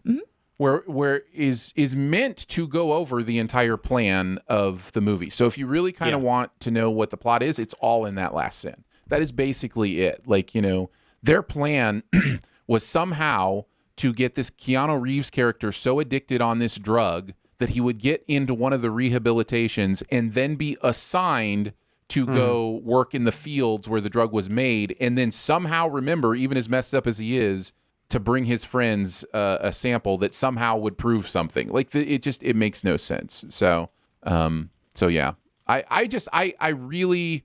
This is one of those movies that went down a lot in my estimation watching it closely because it's just not well done. So you did remember liking it more when it came out? Yeah, I liked it more when it came out, and I think I was impressed by how unique it was and how interesting it was. Yeah. And Robert Downey Jr. is fun. Like the way he's performing this character is really fun. But but man, the rewatch really brought this one down for me. Let's talk about the sins. Jonathan, why don't you kick us off? What do you got? Yeah, like the big laugh, like the ha ha ha, and then grace. The thing about insulin prices have increased almost tenfold since this movie came out. So it's the if part of the sentence that's the real sin, which is so true. Yeah. And then I also had, I love the comment about the people sitting. So in the future, do people not have cervical spines? That was one of the ones I wrote down too. Oh, sorry. And no. How dare you apologize for having great taste? Assuming your bicycle's gender was the last one I had. Yeah. I mean, it's you can assume the sexuality because it's right there in the name of the device. It's a bi. Danae? No. Danae, what did you have? I wrote down those, and I'll just throw this one out. Have you ever been the only sober person in a room full of people conversing when they're high? It's awful, and yet someone decided to make an entire movie about this experience. That is it, yeah. I felt that deeply, having been the only sober person in many rooms. Yeah. It's like, okay. Yeah. It's bad. All right, it's sweetie, bad. give me your keys. Yeah, totally. My turn then? Yep. The charts, Sin, these two charts are completely illegible to this audience at this distance. I put together a better PowerPoint for my third grade presentation on a variety of playground transmitted cooties and how to best avoid PTCs through practicing safe sliding. I wanted to mention that one. Then, for instance, did you know he's the one? That one made me laugh quite a bit. Soda pop. You don't get to say both soda and pop in the modern soda pop wars. You have to pick one, you centrist enabler. That one came from a very personal place. I never thought about that until I read that sin, because you do hear people say soda pop. Like Sure. that is not uncommon. Sure. And I'd never thought about the fact that that's a combination of, regions, really, right? Yeah. And Regions coming together and compromise with soda yeah, pop. but and Aaron we doesn't sin like it. people coming together. He's like, no, Well, we're staying separate. Yeah, well, that was what I really loved about writing that You one stay was on this that side of the cafeteria. was the I'll be the centrist enabler part, because there is this idea in modern society where it's like, no, you're either with us or you're against us. You can't be talking about both things. Anyways, so that's fun. It's like, at least they're not saying like Dr. Pepper Coke or something like that would. Right? Yes, exactly. I had to mention the line in the movie is, "Your sins will be read to you ceaselessly," and then Jeremy says, "Hey, look, it's me. I'm in a movie." I love that one. Hey, it's me. And then I wanted to also to talk about the sin rotoscoped porn, the anti-boner. Another thing, watching this one back in detail, I'll just leave it here. Because you have to pause and look at everything in the background and all that kind of stuff. That stuff is porn. Like, it's like the MPAA must not have a pause button, like, because it's pretty graphic stuff that's going on in those rotoscoped screens. So I was just like going, oh, I had no idea that's what was happening back there, but it is pretty intense. Yeah, at MPAA, they're always so consistent. So I'm Right. really Yes. shocked. Yes. They're just like us and our blurring. They're very consistent. That's right. Yeah, exactly. We take our cues from them. And then this may be the start of a new segment. I don't know, but I'm going to call it anger mismanagement. And this is a sin that I wrote that made me very, very angry, even though it shouldn't. Thank God you said. I was afraid you were going to mention the granny porn. I was like, I don't want that to become a segment. No. There are just some times when you're writing, and tell me if you guys have experienced this too, where it's the simplest, stupidest thing. It's not a big deal, but you get so angry that they would make that mistake or do that thing. And in this case, it was the sin about the unknown caller having 11.6%. And I got so mad. That was I was like, great. what does that even mean? 11.6% unknown? How is something a percentage of unknown? It's either known or unknown. God, So, Aaron yeah. getting angry. Anger mismanagement may be the new segment at some point on stuff I've written. I don't know, but I don't know, man. Like, I feel like I'm the only one that movies don't make angry ever. Like, I get like that's dumb. But like, I can't. Right. I don't know that I ever just get like. it's so weird, Mad. man. Just some things I'm just trying like, to think of what you'd who have to do. thought of this? What idiot thought of this thing and thought, oh, let's just throw in 11.6% on the unknown? It's like that. I mean, that could be some detail from the book that they didn't explore, but I don't think so. Like, it didn't make any sense. It didn't What make if- any sense. Anyhow. What if they did it just to troll you? Yes, And it works. yes, you know? exactly. Yeah.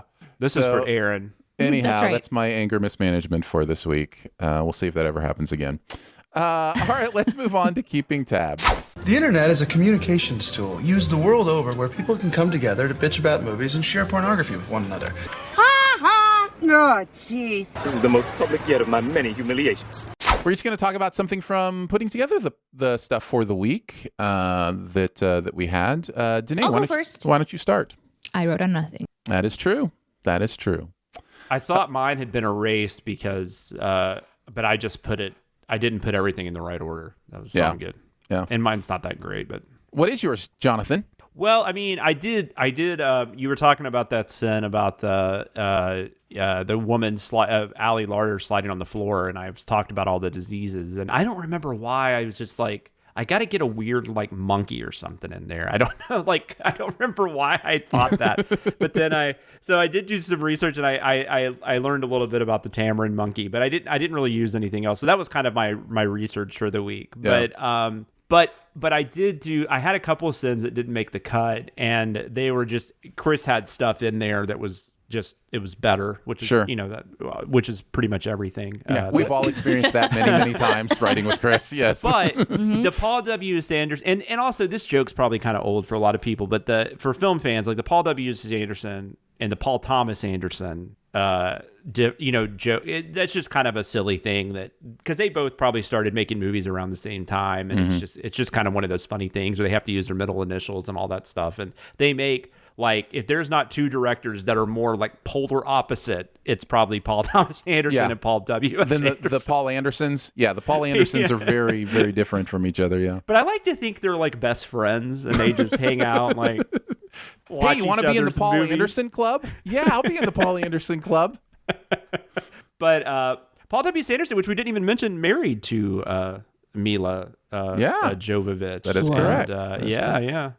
For quite a while, I think. I watched them not be together anymore. At least she 12 was in days. she was in that great Showbiz Kids documentary on Showtime too. Mila had quite a bit to say in that too. So yeah, because she's been around for a while, and like she was in this movie Cuffs with Christian Slater, and this is just the difference in movie making out. And like she's not like full on nude or anything, I don't think, but because it's PG-13, but like. She's really young in that movie. She's like 16 or 17, and she's kind of it's weird. It's very icky going back and watching some of those older movies and how sexualized young females are. Today. Yeah, for sure. And it's not like, and she was playing, and she was actually playing an older person, which is kind of weird. Like, she was like, typically it's like it's a 16 or 17-year-old, but they're being played by a 25-year-old, which still doesn't make it any less icky in the grand scheme of things, but at least you can be like, at least that's an adult. And in this case, you had like a 16 or 17-year-old playing like a 19 or 20-year-old. Then it was, I don't know. Anyways, whole other story. But so I had a couple of sins. I had a couple of kind of like, I didn't do a running thing with the Paul Thomas Anderson thing, but I just had a couple of sins that referenced it. And one of the ones was I had one where Chris had the thing about the opening being so slow, the slow motion. His was way better. So we used his to 3 minutes and 20 seconds. But mine was sending was over 90 seconds later, and we're finally going to get to see this girl's face. God damn it, not Paul Thomas Anderson. What the fuck are you trying to accomplish with this intro? Was my first one. And then shortly after that, Paul Anderson has like this huge credit reveal. It's like the craziest thing. It's like it builds up, and then all of a sudden it's just like Paul Anderson, directed by Paul Anderson. So on that, I wrote, I feel pretty confident in saying that the entirety of that pretentiously shot opening was so that Paul Anderson, who directed Death Race and not Boogie Nights, could give himself a killer credit reveal, and I think I kind of love him for it. So Nice. Very nicely done. But I just thought I'd throw those out there because I just thought they were kind of fun, and I completely 100% they should not have made the cut. And but they were just, I don't know. I enjoyed that whole Paul Thomas Anderson, Paul W. S. Anderson thing for some reason. That's always made me laugh and giggle, and like Aaron said, create the Paul Anderson Club. Yeah, get the Paul Anderson Club going. Yeah, the Paul Anderson Club. I wanted to mention the. Sorry. No, that is not Paul sorry. Anderson. Nope. No, that Just is popped out. probably somebody named Bugsy. I'm thinking. I wanted to mention the tow truck sin from Scanner Darkly. The fact that the vehicle was somehow loaded backwards into that truck on a busy expressway. Because I did do some just kind of research on, am I missing something? Like, is there some way that they do it this way? Because again, this was rotoscoped, so it probably was actually that way on the truck. But I'm just guessing they put it on there somewhere else because no, there is no way to do that safely. There's no way to back a car onto a tow safely on the side of the expressway. So, and then the other thing I wanted to mention was the insulin stuff. We have a diabetic son, was diagnosed when he was 11, and so I noticed that stuff quite a bit.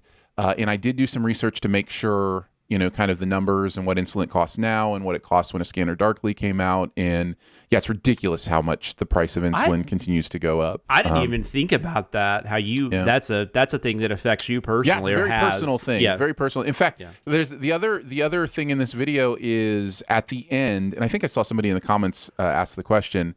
There's an outtake of Sure, I forget what the name is. Yeah, you had your insulins or whatever, and that's in from a skit where a bunch of friends mistake a diabetic's insulin for like hard drugs, and so they're like having like a confrontation of it's hilarious. But it's this group called Studio C. And somebody in the comments was like, did CinemaSins just reference family-friendly sketch group Studio C? It has like 30 likes on it. It's like everybody's like, okay, this is not a kind of a thing we would expect. But I love that when you can do an outtake that's kind of, more zoomed into a piece of culture not a lot of people are familiar with. That's or awesome. less people are. So yeah, Studio C is funny. If you want to watch that skit, it's hilarious. So anyhow, I wanted to mention that as well. Let's move on to the comment section. I want to know what you're thinking. I appreciate your honesty. You're a real straight shooter. You are the ones who are the ball lickers. We're going to take a look at the comments from the week. Can be from a variety of places. We can look at the YouTube channel for those. We can look at Discord for those. We can pretty much look wherever we want. Who wants to kick us off with a comment this week? Me. Okay, so Danae, what do you got? this one was from something that we didn't actually talk about, which is that we released the full season for WandaVision. Mm-hmm. So you can watch the whole thing. And I just went to go see kind of what the comments were like on that. So that's where I pulled mine from this week because I can. A Nintendo 360 writes, I know this is a mash of all the Sins episodes together, but the Sin that he still calls the actual live studio audience a laugh track bothers me. And because he'll never address it, it's a waste of my breath. LMAO. Well, let's talk about this. Let's do it.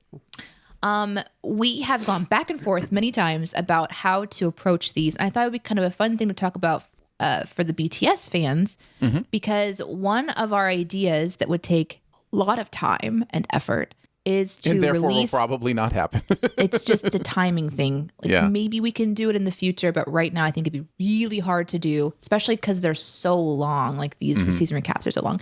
Is to, as you're watching the season recaps, to do something kind of, was it pop-up video? Yeah, like pop-up video like kind of thing. Yeah. Video.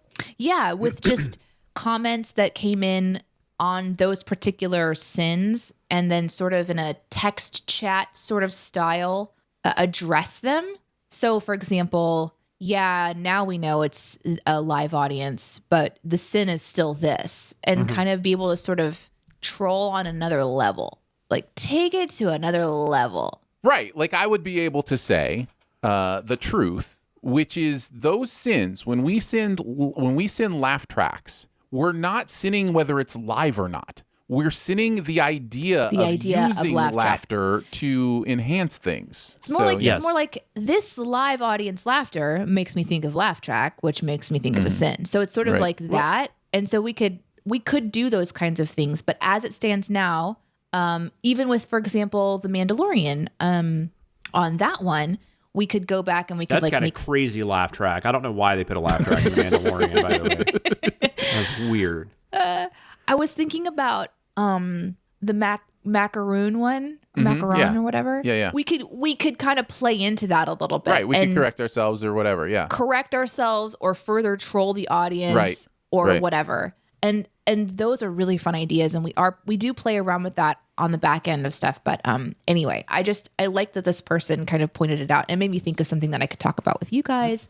Yeah. The other one on that same video was Kayla Thurmond, who says, I snorted way too hard at clam mandoing. And so I actually made a comment on that one, like, please check out Behind the Sins, because we talk about the creation of that one, and that continues to be one of my most favorite sins of all time. Oh, nice. Just because of the text message that you sent me. Right. Just completely just clamando. Out of nowhere, just the word clamando. Oh, shit. That's so good. That is. Okay. That's amazing. Those are the ones I picked today. My comment section comes from the Office video. This was from Chris, who says, the deleted scene shows the Vance refrigeration guys throwing the joint on the ground in their way into work. And this is a response to the final sin, like the question of you didn't even resolve where the actual joint came from. Yeah. And there are so many people in the comments who are acting like this means it shouldn't have been a sin.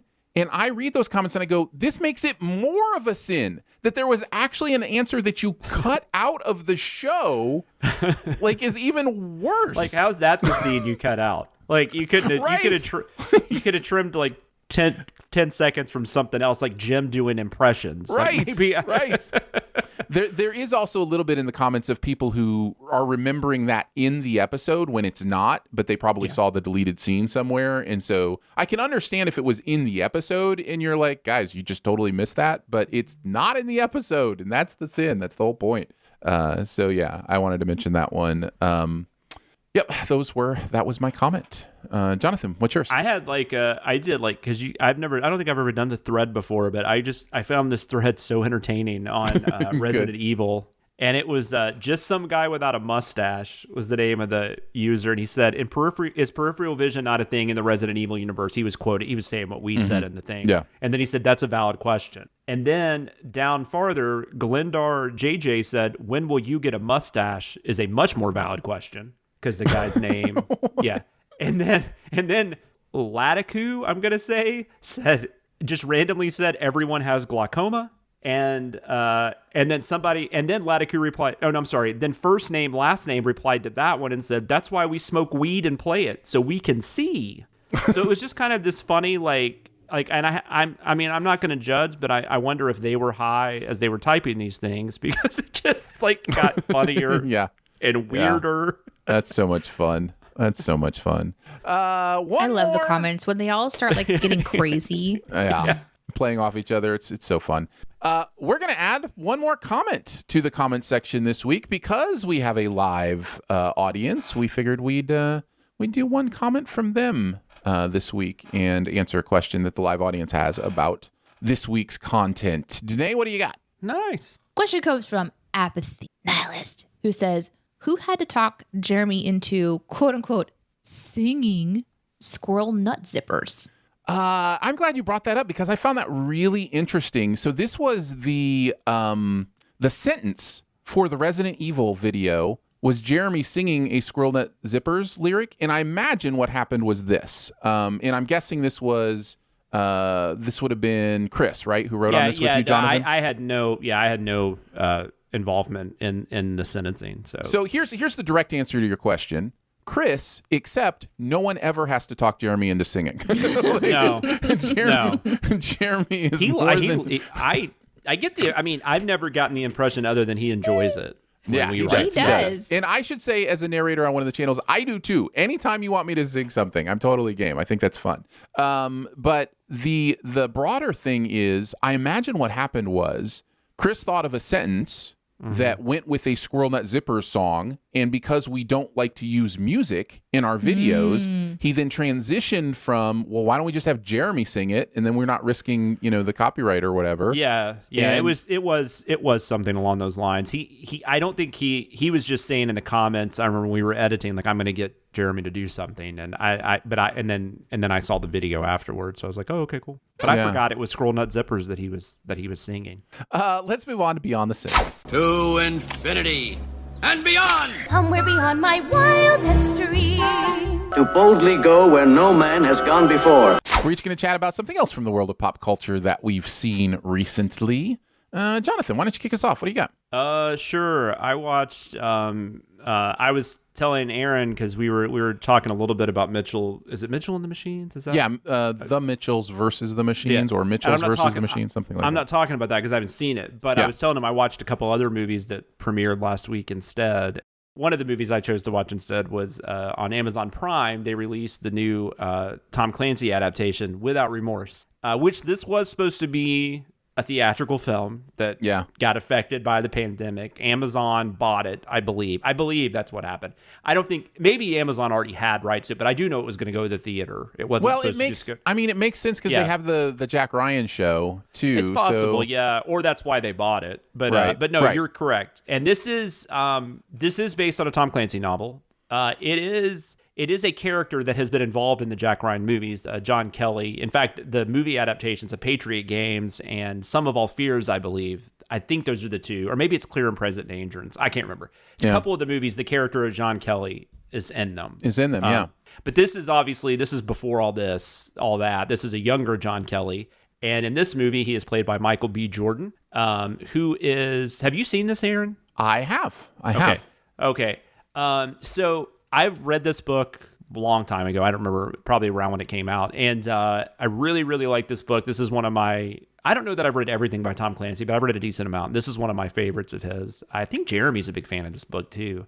And I really, really don't care about like how much the adaptation... what they take from the... I mean, that really isn't a thing I bother. But I will say this is a very loose adaptation. So if you are a fan of the book and you're still going to watch this after I talk about it, just don't be expecting like a true adaptation. Yeah. Which is totally fine. I honestly don't care. That's not why... But I didn't like this movie, like, really at all. It's pretty bad. It's a pretty bad movie. It is. And you're like watching it. And I don't know if it's one of those things because you're like, it's Michael B. Jordan. He's There's great. A budget. And he's good. But it's like the more you watch the movie, the more you start going like, this isn't working at all. Boring. And like by the end of the movie, I kind of hated it. Like, I was just bored. I was so bored the entire time.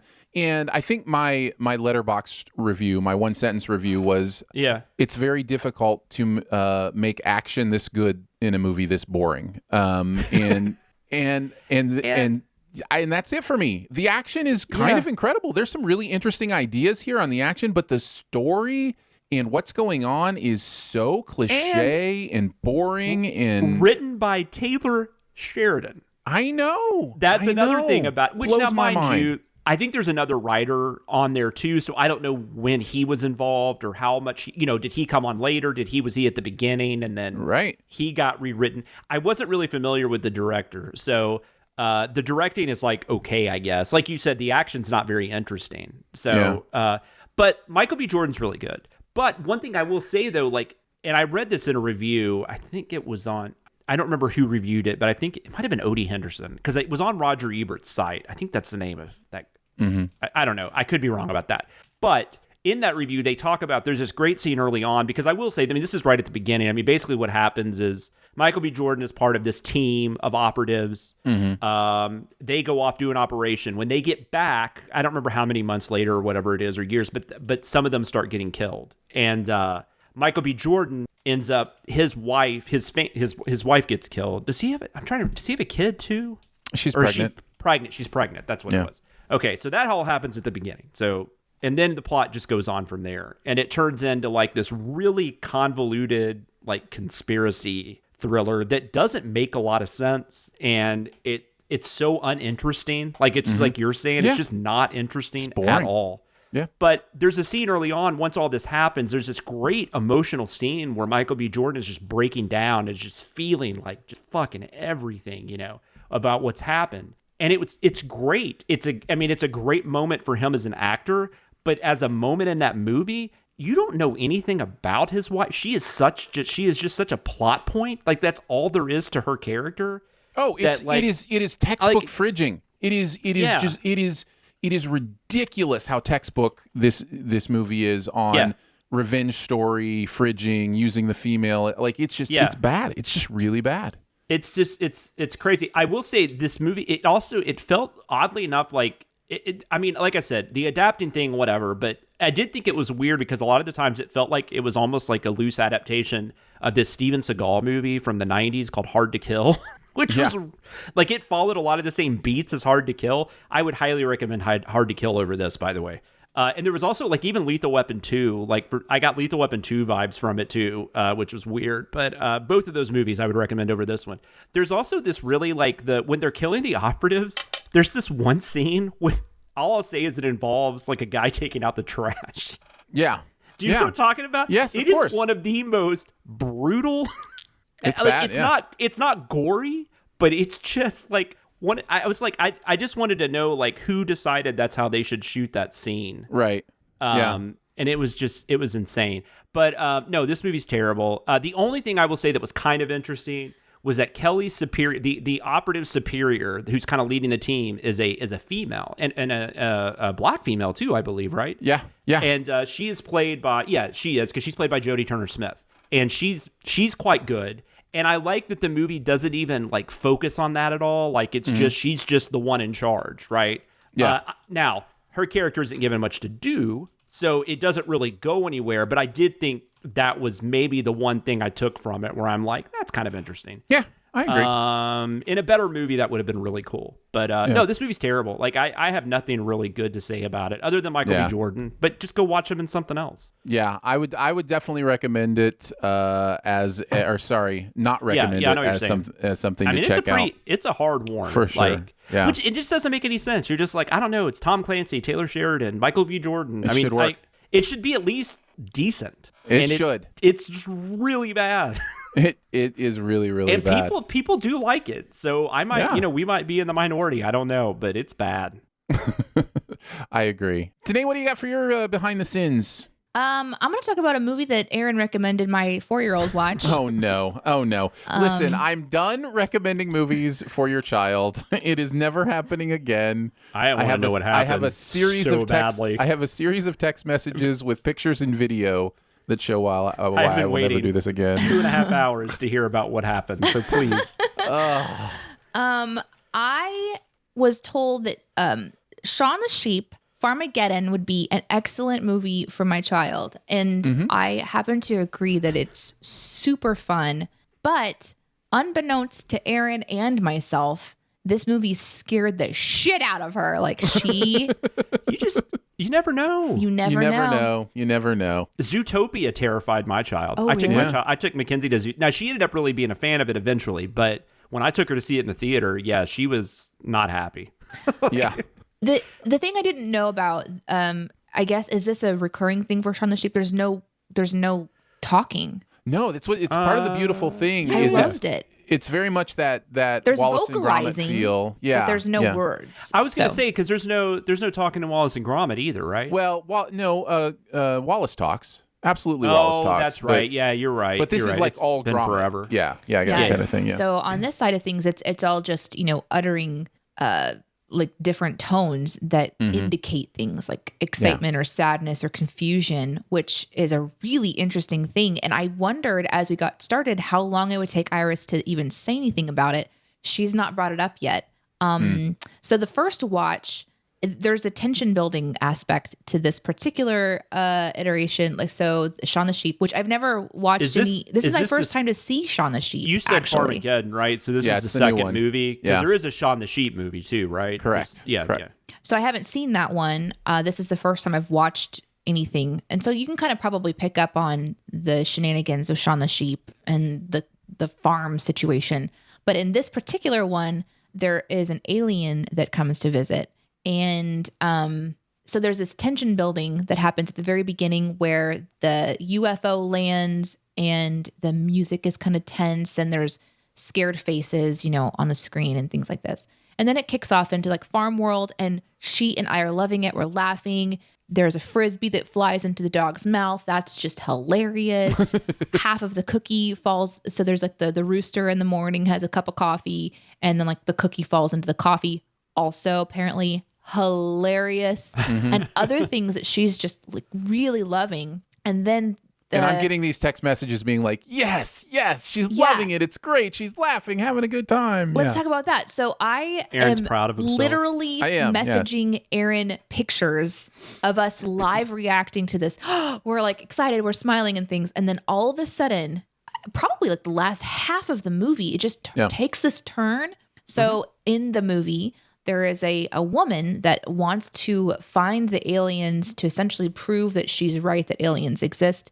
And she's just got this, like, she's really angry about it. And there's this big machine that she drives and everything like this.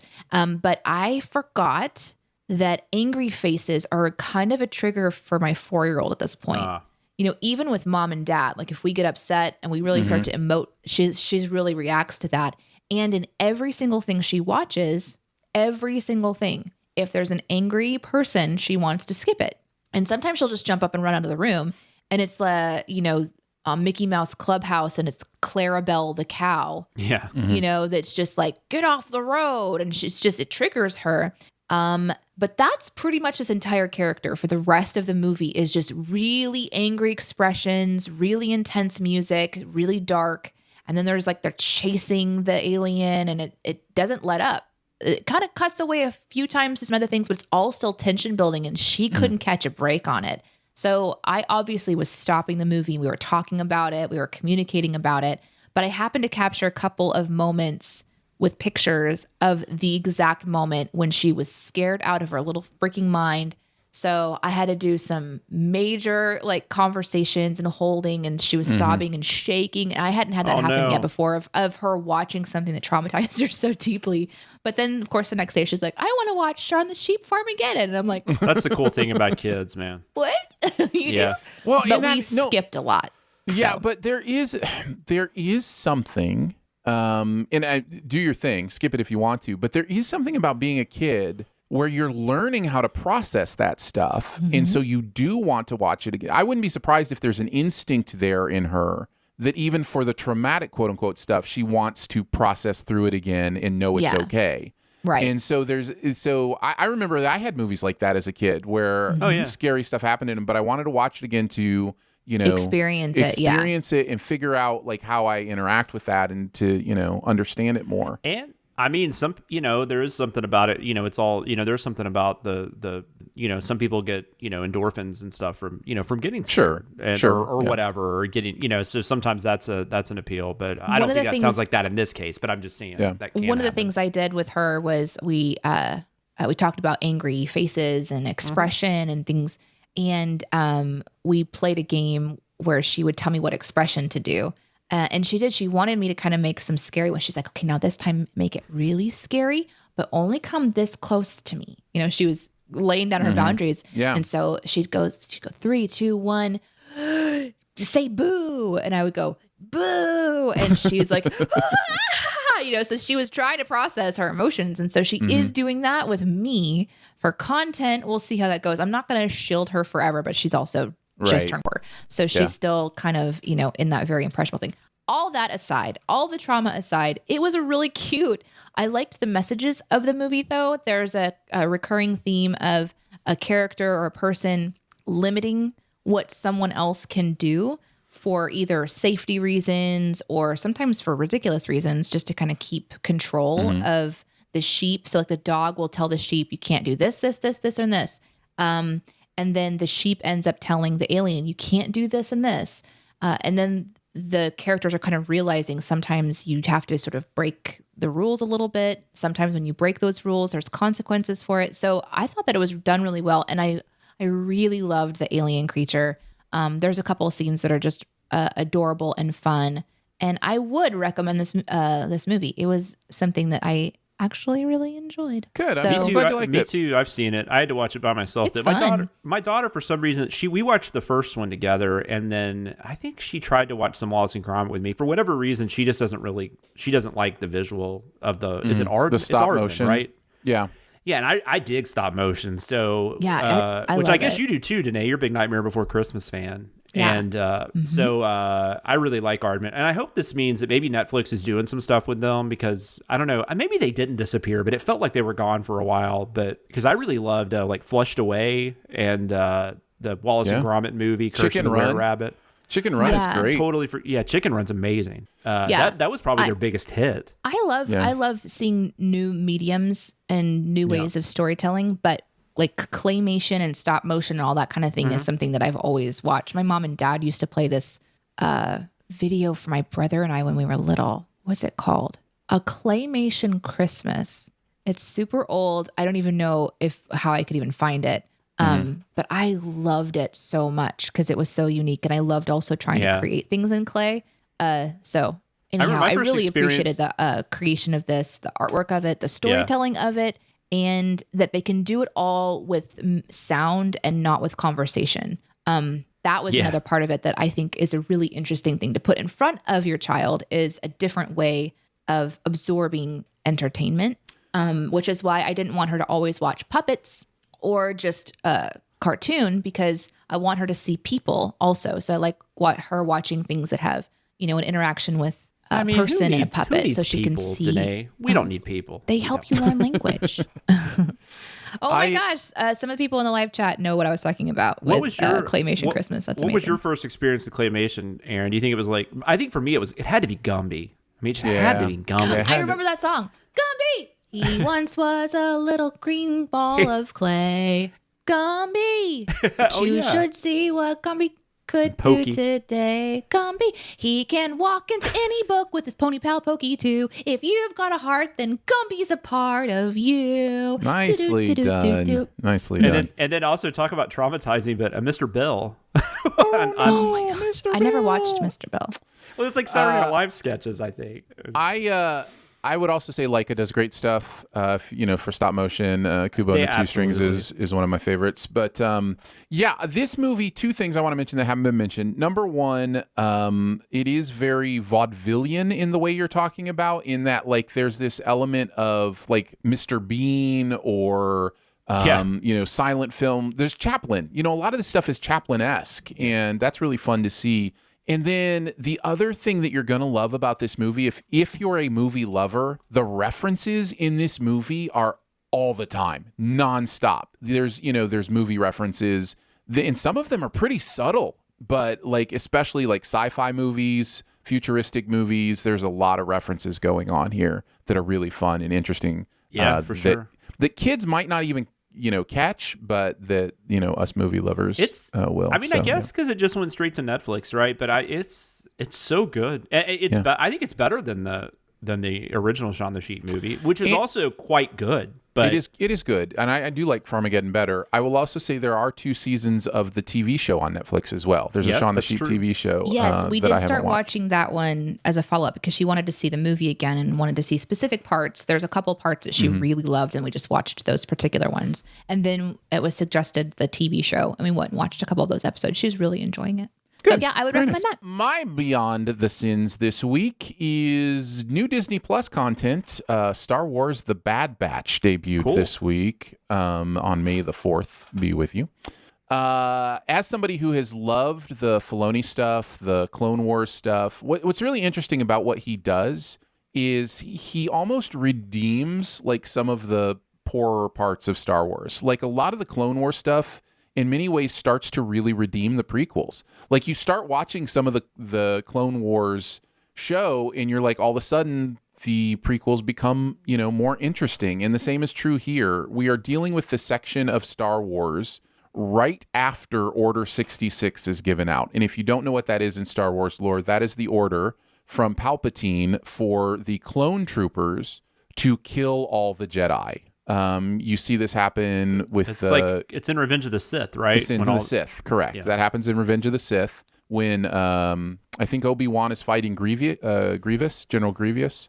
So this takes place from there on and follows this group of mutated clone troopers who, because of their mutations, aren't susceptible to the direct orders from Palpatine. So they can kind of make up their own minds and do their own things. So they're only like... Interesting. Yeah, and so there's this group of them, and it's very much like a like a Dirty Dozen kind of thing, where they kind of have their specialties and they go do tasks and that. And I will say the first episode is basically a movie. It's 70 minutes long, and I really, really enjoyed it. Cool. I think the best Star Wars stuff is happening in these animated shows. I think that is where the most interesting exploration of this universe is happening right now. And I'm excited to see Disney Plus expand on that. Mandalorian is a step in that direction, obviously, and I think they're doing really great with it. But they so butchered that final movie trilogy in the way it was produced. I actually think there's things to like about those movies. There's ways to enjoy them, but the way it was produced was so butchered that it's nice to go back to these TV shows that are able to kind of live in the universe a little bit more and do some interesting things. So, and hey, maybe we'll get some shows set around that time that make those movies more interesting. I have heard that. Well, the Obi-Wan show's going to have to be right around there. That's you know true. What I mean? Like, so yeah. Totally. I haven't seen Clone Wars. I think I've seen maybe I watched the first episode when Disney Plus first popped on, but I didn't watch anything, and it wasn't because I didn't like it. I had time. I didn't have time to mess with it or whatever. But but I've heard that from so many people, especially people that are really into Star Wars, that show made them at least appreciate the prequels a little more. Not necessarily made the prequels good, but just made them more interesting to them. Yeah. And I get it. I mean, if you're that, I mean, I'm just not the diehard, but I get that because like with Star Trek, I totally get that. Like I watch the stuff that I know is bad, but it's Star Trek, right? It's there's always something I get out of it, and I think so. I totally understand that mentality. But I would like to watch Clone Wars. But you could watch this without having seen Clone Wars, right? Yes, I think so. Okay. Cool. I mean, once you know where it's at, I'm excited to check it out. There are some things. There's a character. There's a quote unquote cameo, I guess, in the first episode that you'll know from Clone Wars if you've watched it. Jedi Padawan that's in that first scene. So yeah, there's stuff that Clone Wars will inform. In the Bad Batch is from Clone Wars. Like we meet them in Clone Wars. Like so. So yeah. So this is kind of a sequel to Clone Wars in some ways. It is a spinoff. It's absolutely 100% a Clone Wars sequel / spinoff. Yeah, absolutely. Great. So okay, well, I'll check it out. That is called The Bad Batch. So Bad Batch on Disney Plus, Shaun the Sheep Farmageddon on Netflix, and Without Remorse on Amazon Prime. We hit all the streamers today. Can I say, when you said you were going to do Disney Plus content, I was kind of hoping you were going to talk about that John Stamos high school is it basketball? I haven't watched it, but yeah, I know what you're talking about. I don't know. I don't remember. It's like game something. I don't know. Yeah. I was like, oh my God. Please talk about the John Stamos Please talk show. about John Stamos, please. Well, that's going to do it for Behind the Sins this week. Don't forget to make sure you are subscribed and go ahead and leave a comment or rating as well. If you've got anything you want to send us, mail it to P.O. Box 881. Republic, Missouri 65738. You can hang out with us on Twitter. I'm at Aaron Dicer. She is at Danae Says. DENEESAYS. And he is at Sam Loomis 13. So for Jonathan Watkins, Danae Hughes, a compacted piece of Butterfinger, and myself, we will see you next week. Happy Cough Drop Day. Thanks for listening. Send any feedback to bts@cinemasins.com. And be sure to subscribe, rate, and comment. Find more ways to connect by visiting cinemasins.com/BTS.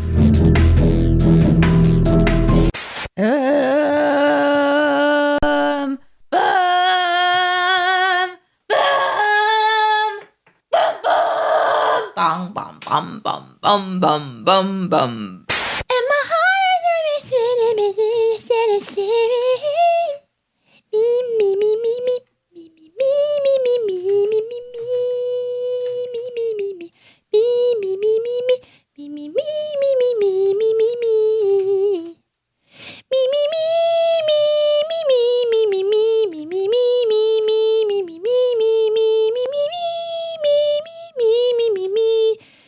me, me, me, me, me. Oh, this is the wrong one. Why is there no one here? I'm uncomfortable. This makes me uncomfortable. I am so uncomfortable right there. You are. My God. Why was I the first one here? Oh, God. Holy shirt. I'm the first one here from the team. I were. Hi. Good morning. Hi. Good morning. Are you recording on your end? I am, but I haven't checked to see if it sounds like shit. Hold on. We're good. Good. Just wanted to make sure because we don't have the backup during our outtakes. Why? Because we won't have backup until we go live. Oh, no. Oh, God. Oh, man. No freaking pressure. I don't like that background. No, we're not using it. We'll use this one. I don't like that one either. Well, it'll look good once Jonathan's here. It'll look very good. It'll look very good. I mean, we can also use this one if you want, if you don't want the BTS specific one, but... I don't like that one either. What is your problem? Make your own background then. I don't like anything. I like nothing. It's really starting to feel like Black Widow is going to be like, all right, we're all going back to the movie. Like it. When is that though? Is that July? Like July? Yeah. But July. There's a lot of stuff coming out before then. There is, but that kind of feels like the one on the horizon where maybe theaters will release restrictions or at least change them, or like I can see that one actually being the one. To be like huge. Yeah, that is kind of a huge thing. The HBO Max thing is super interesting because the it's fact weird, that isn't it? both Godzilla and Mortal Kombat had, I mean, at least decent for pandemic times. Yeah. Because Mortal Kombat made like 30 million, didn't it? Sure did. I Yeah. don't know that it would have done better than that. No, it's so weird. I don't know exactly. It's very strange. I love the fact that they're doing day and date release and still getting good box office. That's very exciting. And I think they have said they're not going to do it next year. Though. I know they have. I wonder if they'll change their mind though. Well, they might do the Paramount thing, right? They might do the 45 days. 45-day thing. Which I think that's a great idea. Yeah. I mean, I probably, if I'm comfortable going back to the theater, I'm going to probably go see Quiet Place 2 in the theater. Mm-hmm. But it's kind of cool that if I wanted to, I could just wait 45 days and, it'll be on Paramount Plus. I still think day and date is the best, but yeah, 45 days is better.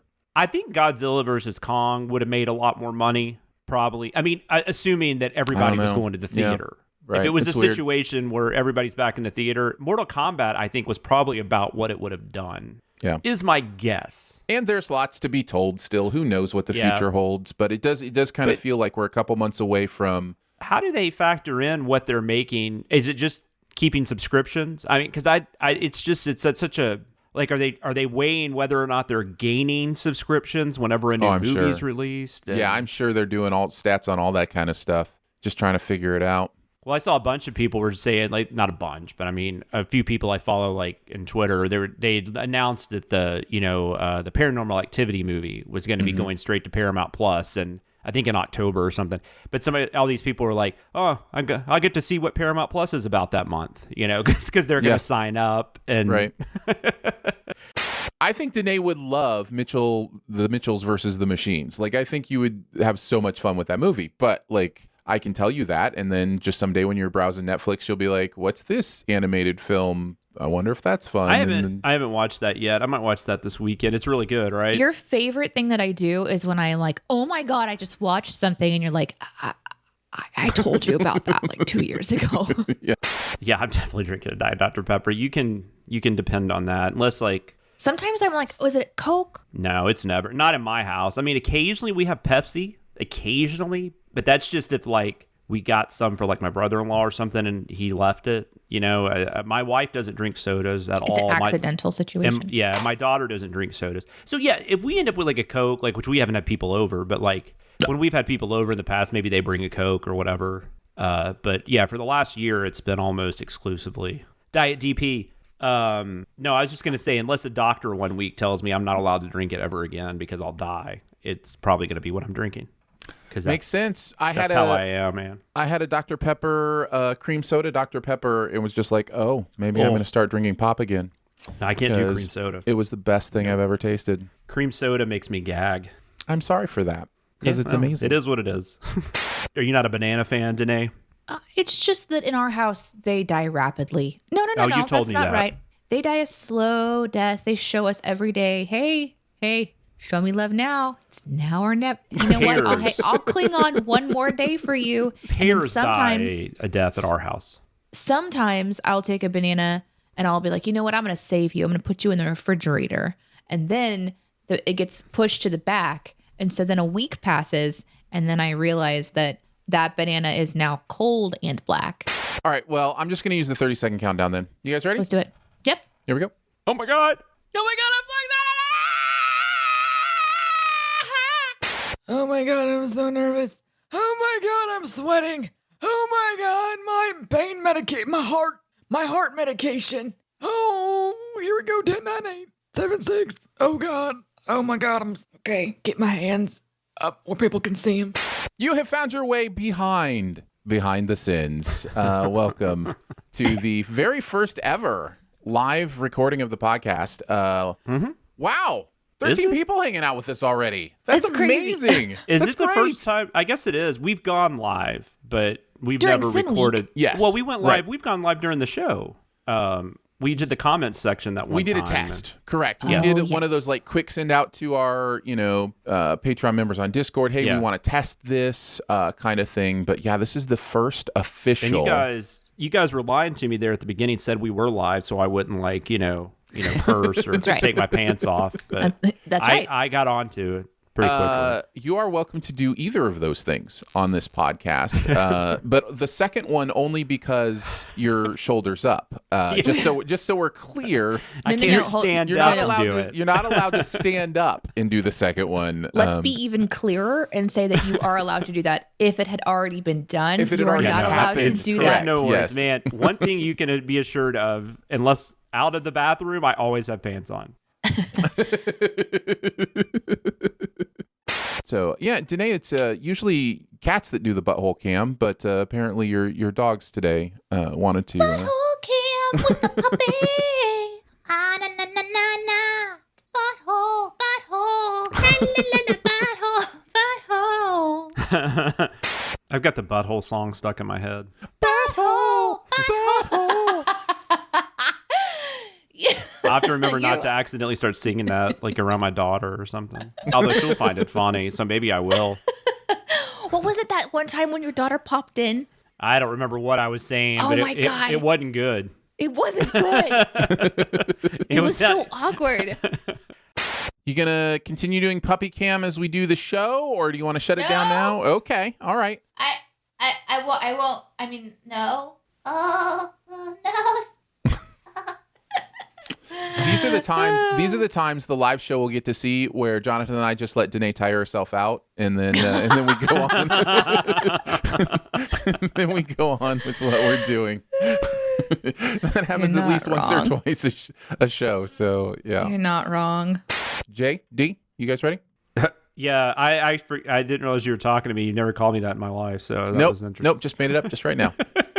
Forevermore. Just made up the first initial. I figured this cool thing out where I take the first initial of your name and say it is your name. It's amazing.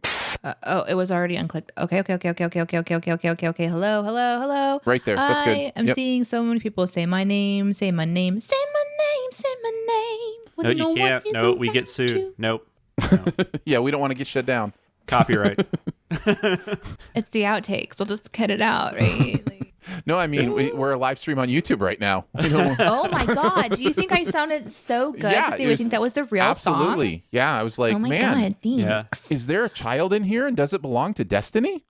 Can we say ready to rumble or no? Can't do that. No. Okie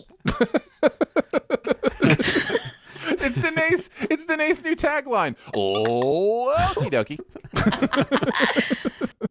Chris said, Afterlife is the fourth of the Resident Evil movies. Most of the action is at a prison. I think the worst thing for me is this mysterious ship that is... Sorry. What's that? I didn't mean to distract you. I figured it would be my own track, so it was fine. It is fine. I can totally edit it out. I'm not sure why it got her. This happens every week, like 2 or 3 times. Jonathan opens a new pop. Like, I don't understand what the problem is here. Okay, let me tell you what happened. I thought one of you guys went, shh. You were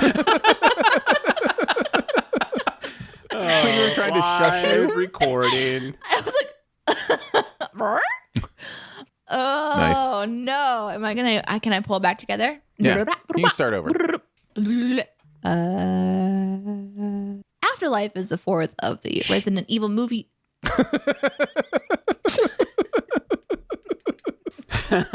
Look at Aaron being a butt. I apparently have an off button. I have a hack. It is. Like, if you do that, You're done. You're just done.